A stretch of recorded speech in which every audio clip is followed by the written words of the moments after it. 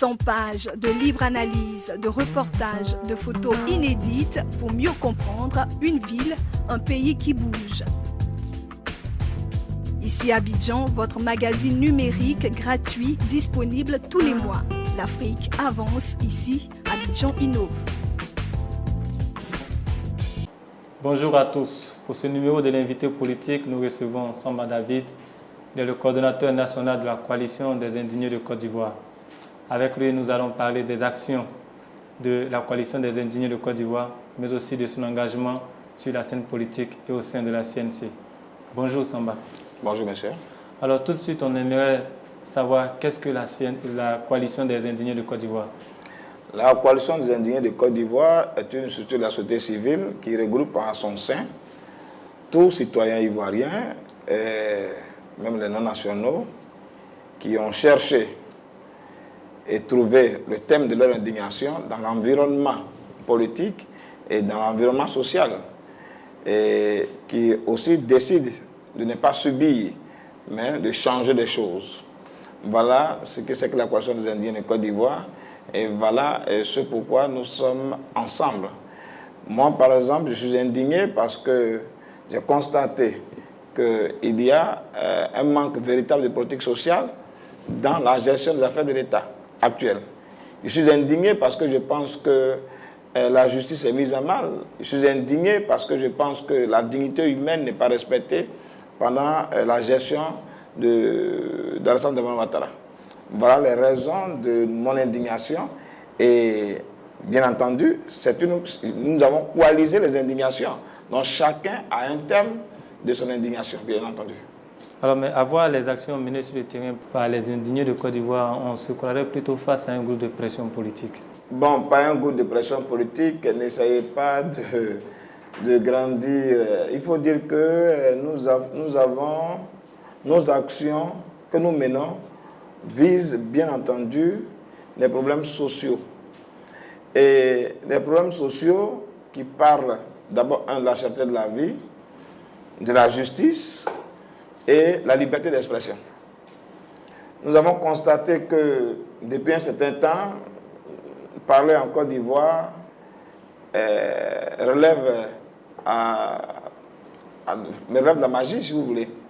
Donc il fallait que la coalition des indignés puisse mettre à nu ces différents problèmes, afin que nous puissions les traiter.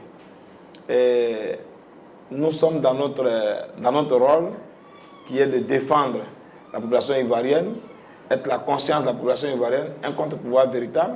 Donc nous sommes dans notre rôle. Vous érigez un contre-pouvoir alors qu'il existe en Côte d'Ivoire des partis politiques de l'opposition? Oui, l'opposition joue son rôle, la société civile joue son rôle. L'opposition s'oppose. Il joue le rôle de gardien, si vous voulez, des droits. Et la société civile, elle arbitre les actions de la majorité présidentielle et des opposants. En Côte d'Ivoire, il fut un moment où les opposants avaient démissionné. Donc, la vie étant très importante, la question sociale étant très importante, nous ne pouvons pas laisser le devenir des Ivoiriens aux mains seulement du politique. Il était vraiment important que nous prenions notre place, qui est en fait de dénoncer, de proposer et de manifester, pourquoi pas, quand c'est nécessaire. Alors, si l'opposition avait démissionné, comme vous le dites, cette opposition s'organise maintenant. Alors comment comprendre le fait que la coalition des indignés soit membre de la CNC? Ne serait-il pas plutôt bon de laisser les politiques faire l'opposition? Oui, il faut dire que nous nous sommes retrouvés au carrefour du changement. Nos destins se sont croisés au carrefour du changement. Les hommes politiques ayant saisi l'appel de la société civile qui avait toujours dit qu'il n'y avait pas d'opposition crédible, d'opposition significative, les hommes politiques ont décidé de s'unir avec, bien entendu, toutes les forces vives pour ensemble emprunter la voie du changement.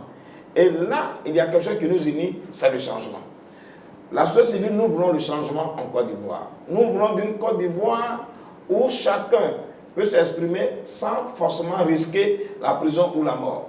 Nous voulons d'une Côte d'Ivoire où la démocratie est si vous voulez, est un moyen de gouvernance, c'est-à-dire où les gouvernés demandent des comptes aux gouvernants sans que cela ne conduise forcément à la prison ou à la mort. Donc nous avons épousé entièrement les missions et les objectifs de la CNC. C'est pour cela que nous sommes aujourd'hui avec les hommes politiques dans cette grande coalition qui aspire au changement. Bientôt, quand le changement sera opéré, nous serons dans notre rôle, nous jouerons notre rôle de société civile face à ceux qui seront encore au pouvoir. Donc actuellement, les indigènes de Côte d'Ivoire ne sont pas dans leur rôle de société civile, c'est un rôle de politique, d'opposant politique que les Indiens de Côte d'Ivoire jouent.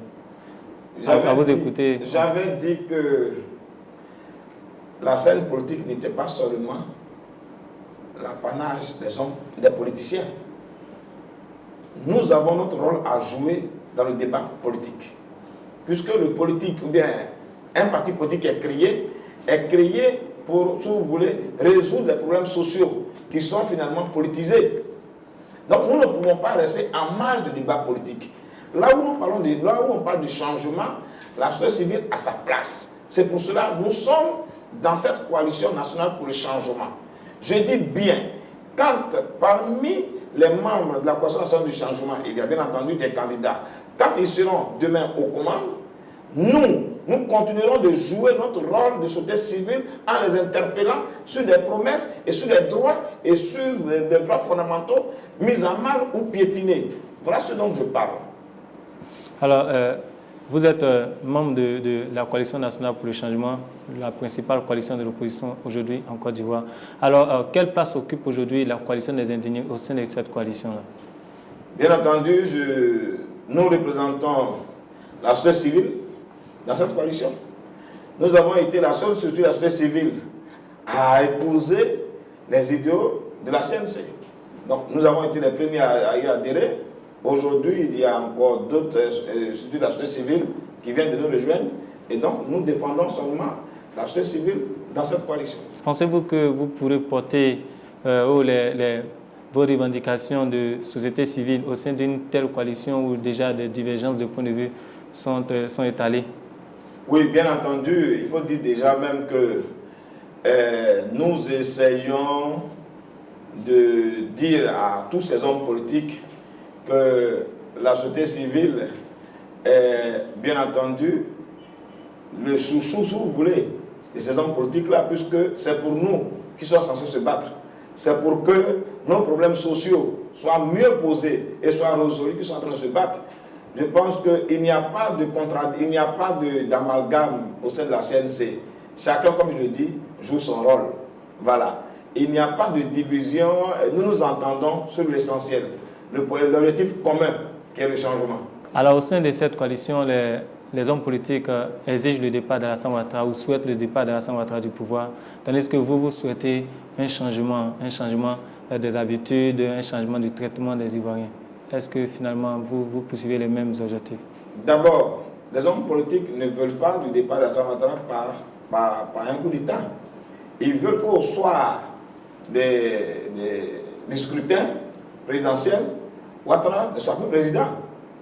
Et ce n'est pas de façon violente, c'est de façon pacifique, démocratique. Et nous aussi, société civile, aussi, nous demandons même que ce monsieur ne soit plus là. Pourquoi? Parce que regardez le visage de quelqu'un qui est en train de courtiser, c'est-à-dire draguer une dame. Quand tu es en train de draguer, je pense que tu as une méthode d'attirer. Mais dans sa gouvernance actuelle, pour quelqu'un qui brigue, qui veut un deuxième mandat, regardez le traitement subi. Regardez le traitement que les Ivoiriens subissent. La violence, la répression, l'interdiction d'expression, on casse tout le commerce, on casse tous les quartiers précaires, sans leur promettre, sans proposer rien en retour. Sans rien proposer en retour. Et tout ça, nous voulons, parce que nous avons donné le mandat de 5 ans pour gérer et voir de quoi est-ce qu'il était capable. Nous avons vu qu'il a échoué. Il fallait réconcilier les Ivoiriens. Il a mis à mal le tissu économique. Il n'a fait que étonner les Ivoiriens. Chose d'ailleurs qu'il avait promis. Il avait promis d'étonner les Ivoiriens. Et nous sommes vraiment étonnés. Quand on pense que la cherté de la vie qu'il avait fait de son cheval de bataille, qui aujourd'hui est devenu un casse-tête chinois, nous sommes étonnés. Quand on pense que sur le plan médical, les Ivoiriens ne peuvent même pas se soigner, nous sommes étonnés. Quand on nous sert seulement des chiffres en disant que 4,8% de taux de croissance économique, pendant ce temps, les Ivoiriens n'arrivent même pas à manger, nous sommes étonnés. Quand on nous dit les routes sont faites et que les ponts sont construits, ça suffit, nous sommes étonnés.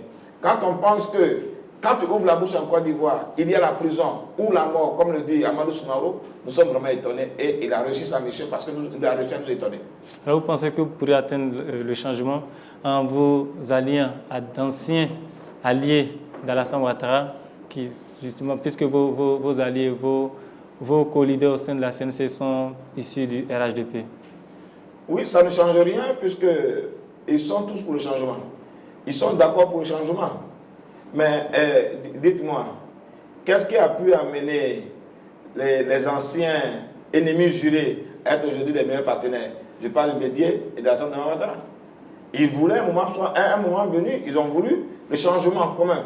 Ils se sont retrouvés au carrefour du changement, ils se sont alliés et voilà le résultat. Aujourd'hui, la société civile que je dirige et d'autres partis politiques, nous pensons qu'ils étaient hier alliés à Alassane Ouattara, nous croyons à un changement si nous nous mettons ensemble. Aujourd'hui, nous sommes ensemble pour un objectif commun, le changement, une nouvelle Côte d'Ivoire, repenser la Côte d'Ivoire, réconcilier les Ivoiriens, c'est de ça qu'il s'agit. Et nous sommes ensemble parce que nous sommes tous d'accord pour ce objectif-là. Et je pense que nous allons l'atteindre dans les jours qui viennent. Selon des Ivoiriens, c'est des indiscrétions. D'aucuns pensent que vous utilisez la CNC pour mener un combat personnel contre Alassane Ouattara. Il faut d'abord dire que la CNC n'est pas un mouvement anti-Ouattara. Il faut le dire. Alassane Ouattara est celui-là qui gère aujourd'hui la Côte d'Ivoire. Il est le président de la Côte d'Ivoire. Nous croyons à un changement. Alors nous nous mettons ensemble pour que démocratiquement, ce monsieur-là dégage. Excusez-moi du terme, mais dégage. Parce qu'il a échoué sur tous les plans. En fait, alors, il n'est pas mauvais que la CNC, mais bien entendu, la CNC est un instrument politique, un instrument de lutte que nous avons créé pour combattre de façon pacifique et démocratique sur le terrain politique la Ouattara. Mais vous, M. Samba David, vous étiez hier un patriote, on peut l'appeler ainsi, un patriote pro-Gbagbo qui avait lutté pour le maintien au pouvoir de Laurent Gbagbo. Aujourd'hui, vous luttez pour un changement accru et donc un départ, comme vous le dites, d'Alassane Ouattara. Est-ce que finalement, Samba David ne continue pas sa lutte de pro-Gbagbo déguisée sous les traits de la CNC? Je pense que vous ne connaissez pas, vous ne connaissez pas du moins Samba David. Quand on est patriote, on n'est pas patriote pour un individu. On est patriote. Lors de l'inauguration de la chocolaterie, c'est moi, j'ai pris entendre quelque part patriotisme économique. On est patriote quand on aime son pays, point barre. Ceux qui ont pris les armes en 2002 pour attaquer la Côte d'Ivoire, c'est au nom du patriotisme. MPCI, c'était le mouvement des patriotes ivoiriens. Pour eux, le patriotisme, c'était de prendre des armes et puis s'attaquer à la mère patrie. C'était l'expression du patriotisme. Être patriote pendant que Laurent Gbagbo était au pouvoir n'était pas d'abord un crime. Et puis je défendais les institutions. C'est-à-dire je défendais les institutions de la République et je défendais la justice, l'égalité. Je ne suis pas en déphasage par rapport à ce que je fais. Je défends toujours la légalité, la justice. C'est pour cela que j'ai choisi d'être du côté de la société civile, pour mieux m'exprimer, pour ne pas rentrer dans une idéologie politique. Je rentre dans la vision des Ivoiriens. Que veulent les Ivoiriens? Ils veulent se soigner gratuitement, ils veulent aller à l'école, ils veulent travailler, ils veulent être sécurisés, ils veulent que la cohésion sociale règne. Celui du Nord veut épouser une fille du Sud, de l'Ouest, ainsi de suite. C'est de cela qu'il s'agit. Je suis dans ma logique, je suis dans ma ligne, je n'ai pas encore trahi. Alors, demander que Ouattara parte au soir de son mandat, mais c'est le changement. Le changement de façon pacifique, bien entendu. Contrairement à ceux qui ont voulu le changement en 2002, qui n'ont vraiment pas réussi le changement parce qu'ils n'ont que détruit. Nous voulons un changement par la vérité, par les urnes, par la justice. Nous ne voulons pas un changement par les armes, par la violence. Voilà le changement dont nous avons besoin. Alors, je voulais demander, la coalition des indignés de Côte d'Ivoire demande une justice sociale dit lutter pour la masse populaire. Alors qu'au niveau de la CNC, les hommes politiques qui composent aujourd'hui la CNC tardent à donner un programme clair de gouvernement, tardent à faire des promesses claires de leur action future. Est-ce que ça ne vous gêne pas? Ce n'est pas le moment. Au niveau de la CNC, ce n'est pas le moment. Au niveau de la CNC, actuellement, il est question de processus électoral. Au niveau de la CNC. Est-ce que les Ivoiriens peuvent aller aux élections dans ces conditions-là? C'est de ça qu'il s'agit. Nous disons non. Nous ne pouvons pas aller aux élections dans ces conditions. Parce qu'aller aux élections dans ces conditions-là, c'est accompagner Alassane Dramane Ouattara à s'autoproclamer encore président et encore, ça sera une porte ouverte à une seconde guerre. Nous ne voulons plus d'élections avec des morts. En Côte d'Ivoire, la CNC prône élection égale à mort zéro. C'est de ça qu'il s'agit. Donc pour l'instant, comment créer des conditions des élections? Et après réussir ça, nous allons voir maintenant qui sera le candidat ou quel sera le programme d'activité, le programme de gouvernement de chaque candidat au sein de la CNC. Chacun a son programme, mais pour l'instant, nous ne sommes pas à ce niveau-là. Nous sommes en train de créer des conditions d'élection apaisées, comme Ouattara l'a dit. Et ça fait partie de la mission de la CNC. Mais nous constatons que chaque jour, nous nous éloignons progressivement, et d'ailleurs très loin, des élections apaisées en Côte d'Ivoire. Quand on refuse d'écouter la CNC faisant ses promesses, il y a problème. Quand on a caporalisé tout le processus électoral, il y a problème. Et les Ivoiriens ne veniront pas dans ces élections, dans ces conditions-là. Mais je voudrais préciser quelque chose. La CNC ne boycottera pas des élections. La CNC dit il n'y aura pas d'élection sans la CNC. C'est ce qui est dit. On ne vous parle pas de boycott. On vous dit il n'y aura pas d'élection sans la CNC. Et les élections à venir ne se font pas sans la CNC, puisque vous êtes des candidats déclarés. Oui, sans la CNC, mais nous n'irons pas aux élections par ces conditions-là. En clair, si les conditions actuelles demeurent, la CNC n'aura pas de candidat à la présidentielle. Non, pas que si les conditions actuelles demeurent. Si les conditions actuelles demeurent, pas qu'il n'y aura pas de candidats, pas que la CNC n'ira pas aux élections, mais il n'y aura pas d'élection sans la CNC. Est-ce que je me fais comprendre? On a du mal à vous comprendre, justement. Pendant que nous sommes en train de négocier la dissolution, nous sommes en train de demander la dissolution de la CEI, la sécurisation du processus électoral et même des différents candidats. La reprise du processus électoral, parce que tout est fait comme ça de façon frauduleuse. On nous parle de 500 000 pièces d'identité arrêtées, prises du moins à Soubré, par-ci par-là. Donc, quand toutes ces conditions ne sont pas réunies, ce n'est pas que nous n'irons pas aux élections, mais il n'y aura pas d'élection sans nous. Je crois bien que je me fais entendre. Vous allez mener des actions pour que les élections ne se passent pas. Nous nous donnerons les moyens démocratiques et légaux pour atteindre nos objectifs. Ça veut dire faire en sorte que les élections ne se fassent pas. Nous nous donnerons les moyens démocratiques et légaux pour atteindre nos objectifs. Merci de nous avoir suivis. Nous recevions Samba David, le coordonnateur national des indignés de Côte d'Ivoire. À bientôt pour un autre numéro de l'invité politique.